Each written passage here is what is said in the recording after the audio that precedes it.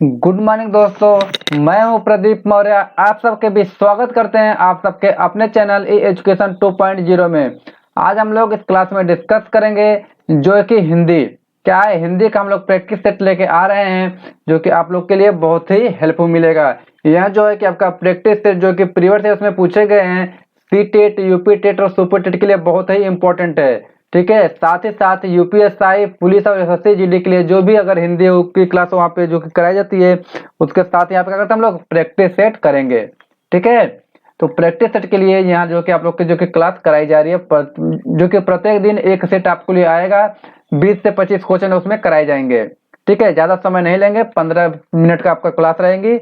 उसमें आपका जो कि प्रैक्टिस करेंगे, आप लोग खुद देखेंगे जो कि क्या करेंगे, हाँ उससे रिलेटेड भी हम थोड़ा सा उसको जानकारी देंगे। ऐसा नहीं है कि एक क्वेश्चन बताएं फिर उसके बाद उसको हट गए। जैसे मान लीजिए क्वेश्चन है तो ऐसा नहीं करेंगे कि बस ऐसे क्वेश्चन पढ़े उसका ऑप्शन पढ़े निकल गए। उसके बारे में भी थोड़ा सा बताएंगे, अगर जो बच्चे ने अभी क्लास नहीं किया है, जो भी क्लास नहीं करते हैं, वो भी थोड़ा सा सीख सकें। ठीक है, तो चलो शुरू करते हैं। आज देखते हैं पहले क्लास में किस तरह के क्वेश्चन आपको देखने को मिलते हैं। पहला क्वेश्चन आपके सामने इस प्रकार है, हिंदी भाषा के लिखने का ढंग कहलाता है। जो कि ढंग विकसित किया गया उसको क्या कहते हैं? जिस ढंग से लिखा जाता है उसको क्या कहते हैं? आपके ऑप्शन है लिपि, ऑप्शन नंबर जो बी है वर्ड, ऑप्शन नंबर जो सी है शब्द, एंड ऑप्शन नंबर जो कि डी है वाक्य। तो क्या कहलाती है? तो लिपि कहलाती है। लिखने का ढंग क्या कहलाता है?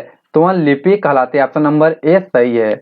नेक्स्ट क्वेश्चन, हिंदी भाषा के विकास का सही अनुक्रम क्या है? सही क्रम क्या हुआ? सबसे पहले क्या हुआ था? पाली। क्या हुआ था? पाली, फिर उसके बाद जो कि प्राकृतिक, फिर अपभ्रंश, फिर हिंदी। उसके बाद हिंदी की जनक जो कि हिंदी कहाँ से माने हुआ? हिंदी के पहले अपभ्रंश था, अपभ्रंश के पहले प्राकृतिक, प्राकृतिक पहले पाली। ठीक है, चलिए तो आपका ऑप्शन नंबर ए सही है। नेक्स्ट क्वेश्चन,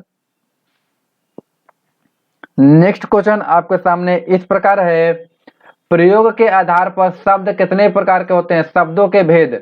प्रयोग के आधार पर शब्दों के भेद कितने हैं? दो हैं। कितने हैं? दो हैं। कौन कौन से? विकारी और अविकारी। ऑप्शन नंबर ए सही है। कौन से हैं? शब्दों के आधार पर जो कि प्रयोग के आधार पर शब्द दो प्रकार के होते हैं, विकारी और अविकारी। ठीक है, नेक्स्ट क्वेश्चन, तत्सम शब्द किस आधार पर शब्द के भेद हैं? जो कि तत्सम शब्द है वह किस आधार पे है?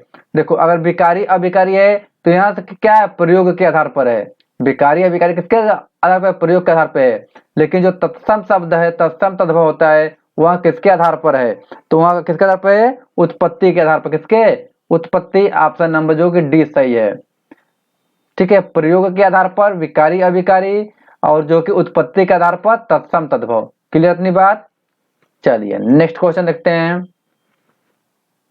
नेक्स्ट क्वेश्चन आपके सामने इस प्रकार है, निम्नलिखित में से कंठ ध्वनियां कौन सी होती है? कंठ मतलब जो कि कंठ से बोला जाते हैं। ठीक है, आपके ऑप्शन है क ख, ऑप्शन नंबर जो बी है च छ, ऑप्शन नंबर जो कि सी है य र, ऑप्शन नंबर जो कि डी है स स। तो इस तरह से होता है क ख ग, इस तरह होता है च छ ज। ऊपर होता है कंठ, कंठ, तालु। ठीक है, इस तरह से सीरियल होता है कंठ, के टी एम डी ओ। इस तरह से अपने इसको याद कर लीजिएगा। कौन कौन सा होता है? कंठ होता है, तालु होता है, मूर्धा होता है। ये तालु है, ये क्या होता है? मूर्धा होता है। फिर दंत होता है, दंत होता है। फिर क्या होता है? ओष्ठ होता है। क्या होता है? ओष्ठ होता है। इस तरह इसको याद करने के ट्रिक भी बताते हैं। इसको याद करिए, के टी एम डी ओ। ठीक है, कंठ, तालु, मूर्धा, दंत और ओष्ठ। ठीक है, जो क वाला वर्ग है वह क्या होता है? कंठ कहलाता है। जो च वाला वर्ग है वह क्या कहता है? आपका तालु कहलाता है। क्या कहलाता है? तालु है यह, तालु कहलाता है। फिर उसके बाद क्या होता है? उसके बाद आपका ट वाला, टमाटर, ट वाला वर्ग है वो मूर्धा कहलाता है। उसके बाद थ वाला, ट थ द ध, तो वह दंत कहलाता है। उसके बाद आपका आता है प फ ब भ म, तो वो क्या कहलाता है? ओष्ठ कहलाता है। ओष्ठ जो क्या होता है, उसको बोलने में ओठ की प्रयोग किया जाता है। तो आपका क्या है? कंठ ध्वनि पूछा गया है। तो कंठ का पहला होता है के कंठ, तो कौन सा होता है? क ख ग घ वाला जो कि लाइन होती है, जो क्या होता है? वह होता है। आपके ऑप्शन नंबर ये सही है। क्लियर इतनी बात? चलिए नेक्स्ट क्वेश्चन, नेक्स्ट क्वेश्चन कह रहा है कि जिसके अंत में अ आता है, जिन शब्दों के अंत में अ आता है उन्हें क्या कहा जाता है? तो अगर अ आएगा तो अकारांत, क्या कहलाएगा? अकारांत। और अंत में आ आएगा तो आकारांत। तो यहाँ पे अ की बात कर रहा है और यहाँ पहला वर्ड देखा करिए अ, तो अकारांत होता है। क्लियर थी बात? जिन शब्दों के अंत में अ आता है वह क्या होता है? अकारांत कहलाता है। ठीक है, नेक्स्ट क्वेश्चन। नेक्स्ट क्वेश्चन आपके सामने इस प्रकार है, कह रहा है कि अनुनासिक व्यंजन होते हैं। तो अनुनासिक व्यंजन कौन से होते हैं? यह जो पांचवा वर्ड वाले होते हैं, जो कि क्या होता है? अंग, य, ठीक है, ये वाले जो होते हैं आपके अड़, आपका न, म, ठीक है, इस तरह के जो वर्ड होते हैं, पांचवा वाला वर्ड होते हैं, वो क्या कहलाते हैं? अनुनासिक व्यंजन कहलाते हैं। ठीक है, आपके कौन से वर्ग के पंचमा अक्षर, मतलब पांचवा अक्षर वाला होते हैं। ठीक है, ऑप्शन नंबर ए सही है। ठीक है, चलो नेक्स्ट क्वेश्चन क्या कर रहा है? य, र, ल, व किस वर्ग के व्यंजन हैं? ठीक है, य, र, ल, व किस वर्ग के क्या है? व्यंजन हैं। तो इस व्यंजन को क्या कहा जाता है? तो अंतस्थ व्यंजन कहा जाता है। क्या कहता है? अंतस्थ व्यंजन कहा जाता है। आपका ऑप्शन नंबर सी सही है। इस तरह के व्यंजन को अंतस्थ व्यंजन कहा जाता है।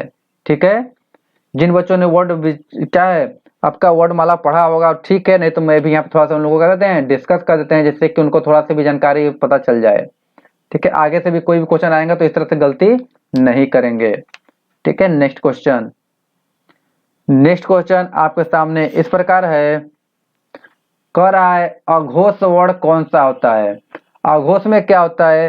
अघोष में आपकी जो कि क वाले वर्ड में पहला और कौन सा होता है? दूसरा।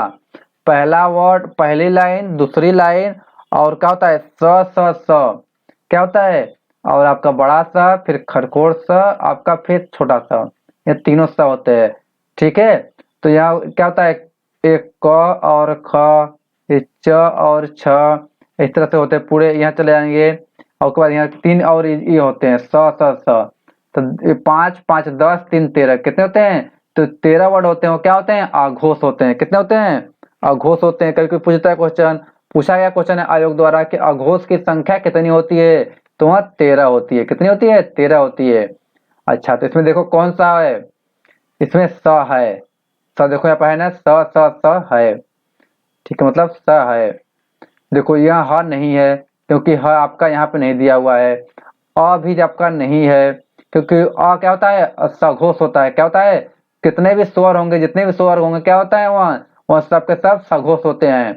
ठीक है, ज आपका च छ ज आपका तीसरा लाइन में है। कितने लाइन में? तीसरी लाइन में। जबकि दो ही लाइन की बात कर रहा है। यहाँ क्या कर रहा है? दो ही लाइन की बात कर रहा है। सघोष में एक और दो लाइन में होगा तभी वह होगा सघोष।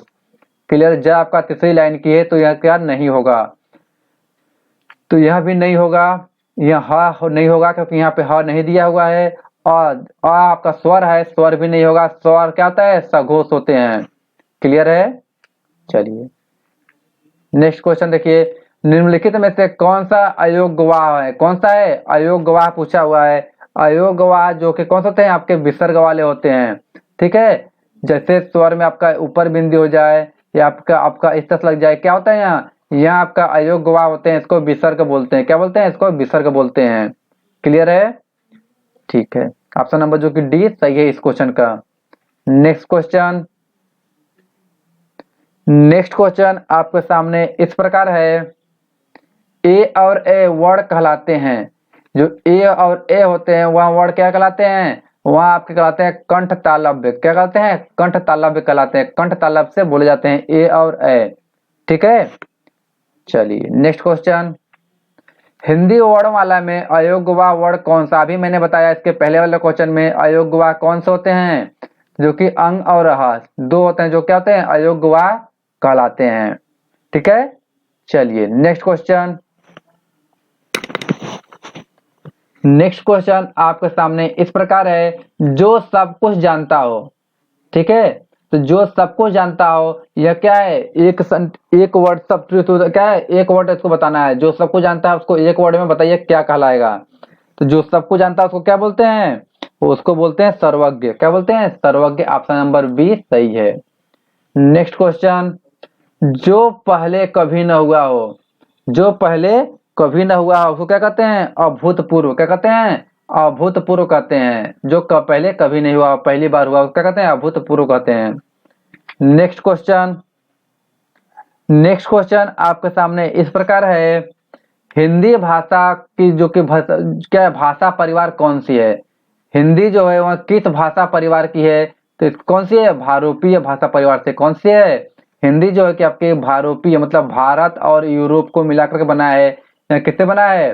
भारत और यूरोप को मिला करके बना है। इसको संक्षिप्त करेंगे तो भारत प्लस यूरोप आएगा। क्या आएगा ना?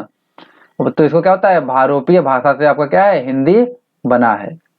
हिंदी के परिवार जो है वह भारोपीय है। नेक्स्ट क्वेश्चन, भारत में सबसे अधिक बोले जाने वाली भाषा कौन सी है? तो यह जो आपकी हिंदी है। कौन सी है? हिंदी जो बोली जाती है सबसे ज्यादा। नेक्स्ट क्वेश्चन, नेक्स्ट क्वेश्चन आपके सामने इस प्रकार है, हिंदी भाषा का जन्म कहाँ हुआ?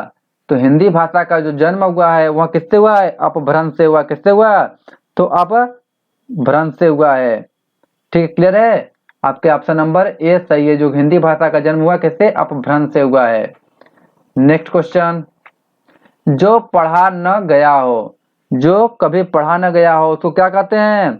उसको अपठनीय कहते हैं। क्या कहते हैं? अपठनीय कहते हैं। नेक्स्ट क्वेश्चन, नेक्स्ट क्वेश्चन आपके सामने इस प्रकार है, यह दिशा के बारे में, हिंदी में एक दिशा के बारे में पूछा जाता है अक्सर करके, तो मैं आपको बता देते हैं दिशा के बारे में। ठीक है, इधर क्या क्या होता है, इनको दिशा में क्या क्या कहते हैं। ये तो आपका उत्तर होता है, उत्तर। इधर आपका क्या होता है? दक्षिण होता है। इधर आपका पूर्व होता है। इधर क्या होता है? पश्चिम होता है। क्लियर है? तो इन जो कि यहाँ इतने दिशा हैं जो कि आपका पूर्व से लेकर के उत्तर तक के, इनके बीच में इनको क्या कहते हैं?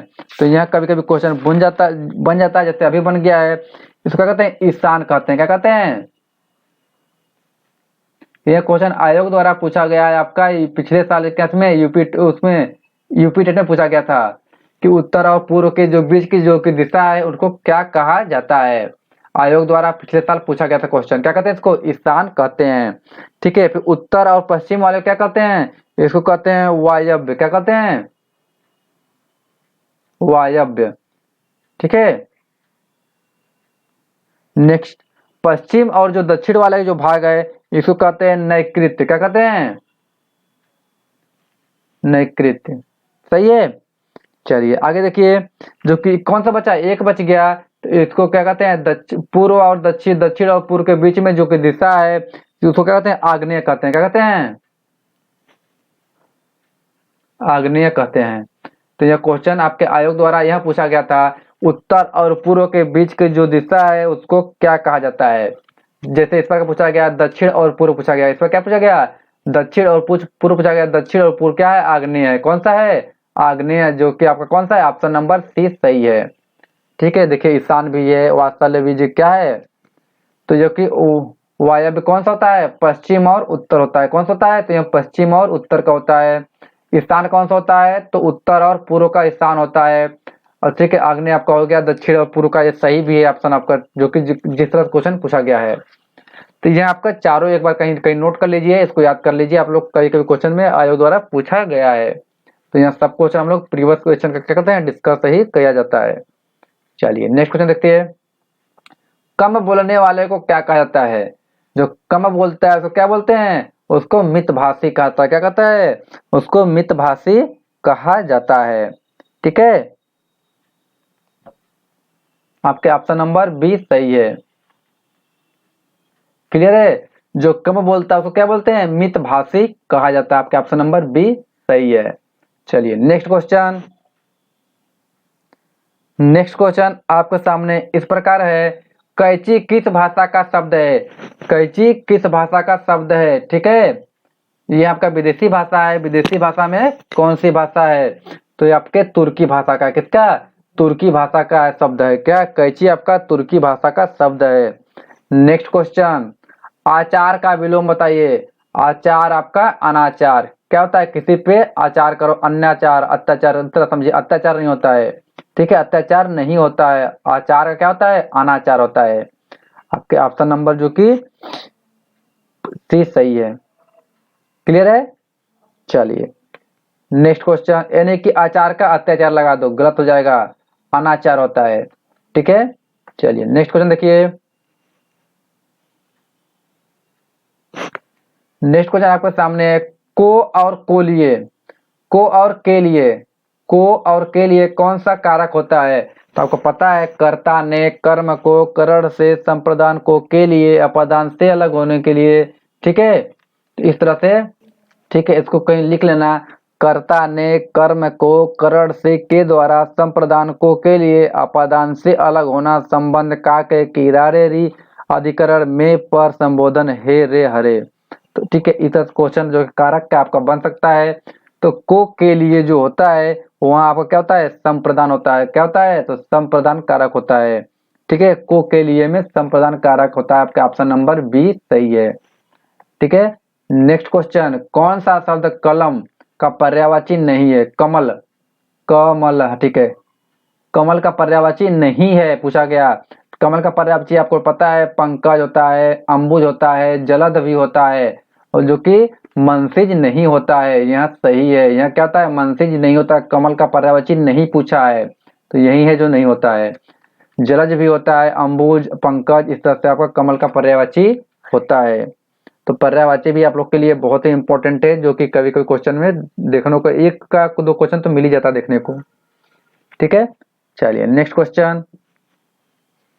नेक्स्ट क्वेश्चन आपके सामने इस प्रकार है, पेड़ पर पक्षी बैठे हैं, इस वाक्य में पेड़ पर पद में कौन सा कारक है? पर बैठे हैं, ठीक है।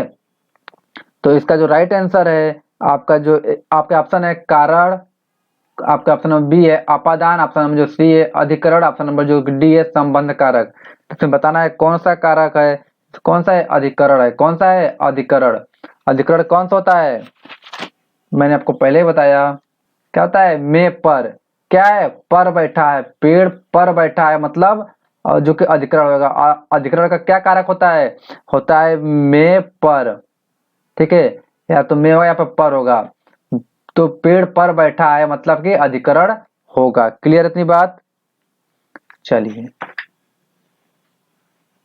चलिए थैंक यू। अगर जो कोई चैनल पर नया है तो please subscribe and press the bell icon, जिससे कि लेटेस्ट वीडियो आपको मिलती रहेगी। और अपने दोस्तों से भी कह दो कि जो लोग बच्चे अगर आपका टेट सीटेट सुपर टेट की तैयारी कर रहे हैं, वहाँ जो कि इस क्लास से जुड़ जाएं, जो कि प्रत्येक दिन क्या होता है, आपका प्रैक्टिस सेट जो कि कराया जाता है, हिंदी का प्रैक्टिस सेट कराया जाता है, जिससे कि आपको क्या होगा, बहुत ही हेल्पफुल मिलेगा। और एक और बड़ी सूचना है कि रात को 9 बजे टेलीग्राम पे क्यूज करवाया जाता है। टेलीग्राम का लिंक हम डिस्क्रिप्शन बॉक्स में दे दिए हैं, और बहुत लोग सर्च करके देख लीजिएगा। जो क्वेश्चन पढ़ाया जाएगा इससे रिलेटेड जो है कि क्यूज भी करवाए जाते हैं, जिससे कि आपको क्या होगा, वहाँ पे प्रैक्टिस करने को मिलेगा। आप वहाँ खुद अपने से ट्रिक जो कि टिक करेंगे और तुरंत के इंस्टेंट क्या होगा, आपको आंसर पता चलेगा। और को पूरा क्यूज खत्म होते ही लास्ट में आपका रैंक पता चलेगा कि आप कौन से नंबर पे आ रहे हैं, तो आप कितने तैयारी कर रहे हैं, सब कुछ जानकारी आपको वहीं से सब कुछ आपके लिए करवाया जा रहा है, ठीक है। तो फटाफट आप लोग जो है कि टेलीग्राम पे जुड़ जाइए और चैनल को सब्सक्राइब कर लीजिए, अपने दोस्तों से भी करवाइए। जिससे क्या होता है कि बहुत सारे लोग रहेंगे, कंपटीशन बढ़ेगा, तभी पता चलेगा कि आप कितने कर पा रहे हैं। और इससे आप अगर अकेले को अगर क्विज देंगे आप तो टॉप ही करेंगे, अगर उसमें ज्यादा लोग को जोड़ेंगे तो तब तो आपको कंपटीशन पता चलेगा कि कितने लोग कंपटीशन में हैं। चलिए थैंक यू, कल फिर आएंगे ऐसे टाइम पे, और आप लोग भी आइएगा। Thank you.